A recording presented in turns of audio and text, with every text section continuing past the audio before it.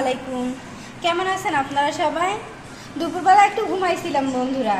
ঘুম থেকে উঠে স্বামী শুরু করে দিছে ওর নাকি কফির পিনিক উঠেছে।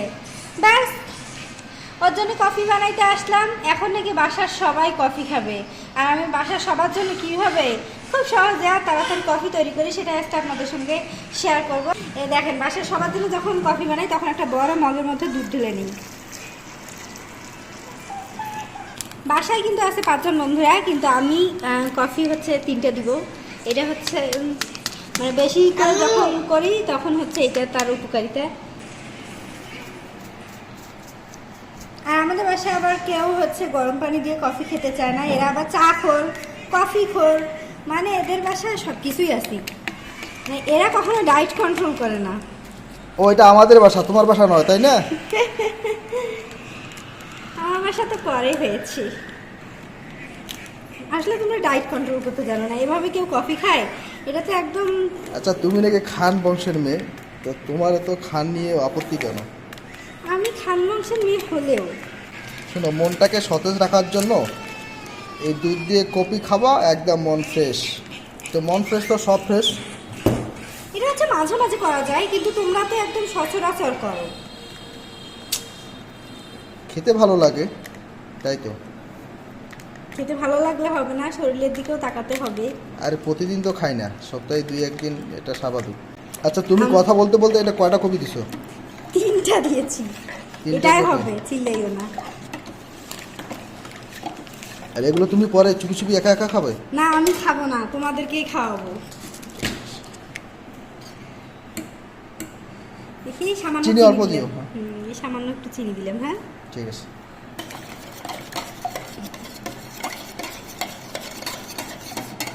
আচ্ছা, আমার এখানে আমার যত বন্ধুরা আছেন তাদের মধ্যে কারা কারা হচ্ছে কফি পছন্দ করেন আর কফি প্রেমী কারা, অবশ্যই সাড়া দিবেন।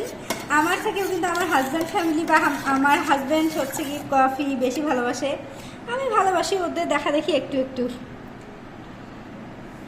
আচ্ছা, এই যে তুমি যে টেস্ট করলা, কে আগে খালো? আমি খেলাম না তুমি খেলে? টেস্ট তো করতে হবে, শ্বশুর বাড়ি, বুঝেছ?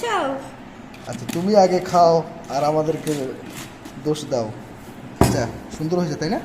দারুণ হয়েছে, কিন্তু একটু পাতলা হয়েছে, স্বাভাবিক ব্যাপার। এখন যদি কোনো নালিশ না আসে। আচ্ছা, পাতলা হোক আর গাঢ় হোক, খেয়ে দেখবো কিরকম হয়েছে। হ্যাঁ, আচ্ছা, এটা তোমার বাবা মাকে দিয়ে আসি আগে। ও, আমি সবার শেষে, তাই তো? তুমি সবার শেষে, কারণ তুমি আমার হাজবেন্ড। আচ্ছা, এখন আমি কোনটা খাবো সেটা বলো। এটা খাবো, এটা খাবো? আচ্ছা, খাও, তারপর আমি বাবা মাকে দিয়ে আসতেছি। আচ্ছা, আমি একটু খেয়ে। হ্যাঁ, মানে আমারটাও আমাকে একটা খাই। দারুণ হয়েছে কাপু, দারুণ।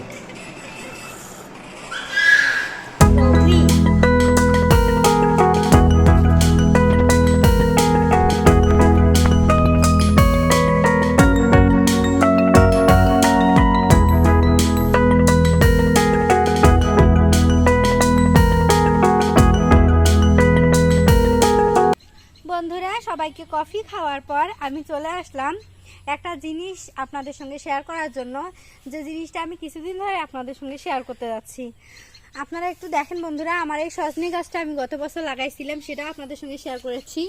যে বছর লাগাইছিলাম সে বছরেই কিন্তু হচ্ছে 13টা ফল দিয়েছিল, মানে 13টা সজনা হয়েছিল, বেশ বড় বড় সজনাগুলো হয়েছিল। কিন্তু দুর্ভাগ্যবশত একটা সিম গাছ হয়ে গেছে আমার এখানে। আমি সিম গাছটা কাটি নেই, পাশে হচ্ছে আমি এইখানে একটা রাখছিলাম, এখানে হচ্ছে আমি লাউ গাছ রোপণ করেছিলাম। কিন্তু দুর্ভাগ্যবশত মনে হয় লাউ গাছের সঙ্গে মানে লাউ বীজের সঙ্গে সিম বীজটাও চলে গেছে। এখন এই সিমের গাছটা আমার সজনা গাছের উপরে উঠে গেছে। এখন আমার করণীয় কি বন্ধুরা? আমি কি এখন সিম গাছটা কেটে ফেলবো সজনা গাছটা বাঁচানোর জন্য, নাকি হচ্ছে থাকবেই? এখন যদি থেকে মানে সিম গাছটা থাকার পর সজনা গাছটার কোনো সমস্যা হয় একটু জানাবেন বন্ধুরা। দেখেন আপনারা ভালো করে, আমার সজনা গাছটা একদম সিম গাছে ভর্তি হয়ে গেছে। এখন আমি কি করব? এত সুন্দর সিম গাছটা কি কেটে ফেলবো? সিম গাছটাও কাটতে মন চাচ্ছে না, আবার সজনা গাছটা কি নষ্ট হয়ে যাবে সেটা নিয়েও খুব চিন্তার মধ্যে আছি। প্লিজ একটু জানাবেন সবাই। এদিকে দেখেন বন্ধুরা আমার বাসার চারপাশের পরিবেশটা, আসলে গ্রামে থাকলে পরিবেশটা আসলেই ভালো লাগে। এই যে বিকেলবেলা একটু বের হলাম বাচ্চাকে নিয়ে, তারপর আপনাদের সঙ্গে সব কিছু শেয়ার করতেছি, সত্যি ভালো লাগতেছে। আর এদিকে বন্ধুরা আমার ছোট নারকেল গাছটা, নারকেল পাতাগুলো কি বড় হয়ে গেছে বন্ধুরা, আপনারা একটু খেয়াল করে দেখেন আমার সিম গাছটাতে ফুলও ধরেছে, কিছুদিন পর হয়তো বা ফল ধরে যাবে। কি করব, আমি অনেক চিন্তার মধ্যে আছি, না পারতেছি সিম গাছটা কাটতে, না পারতেছি সজনা গাছটা বাঁচাতে। কি করব, আসলে কি সজনা গাছটার কোনো ক্ষতি হবে? যদি ক্ষতি হয়ে থাকে তাহলে আমি সিম গাছ কেটেই ফেলবো। আর আমার সজনা পাতার ভাজি, সজনা পাতার ভর্তা, সজনা পাতার পেলকা শুলকা সব কিছুই খুব মজা লাগে।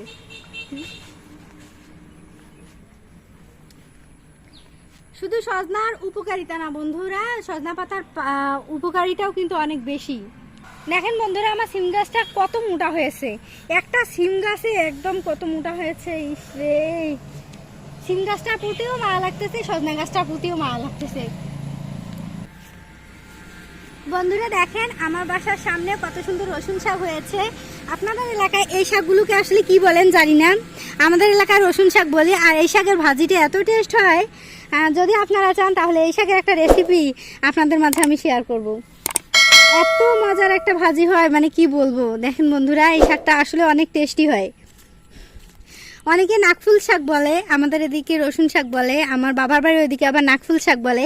আপনাদের এলাকায় কি কি শাক বলে অবশ্যই জানাবেন। আর এই শাকের ফুলগুলোও কিন্তু অনেক সুন্দর। তো ঠিক আছে বন্ধুরা, অবশ্যই আপনারা জানাবেন যে আজকে আমি এই সজনা গাছ আর সিম গাছ নিয়ে কী করব, আসলে আমার করণীয় কি, অবশ্যই কমেন্ট করে জানাবেন। আর সবাই ভালো থাকবেন, সুস্থ থাকবেন। আবারও দেখা হবে রুমানার সংসারে পরবর্তী রেসিপিতে, পরবর্তী কোনো ভিডিওতে। সে পর্যন্ত আল্লাহ হাফেজ।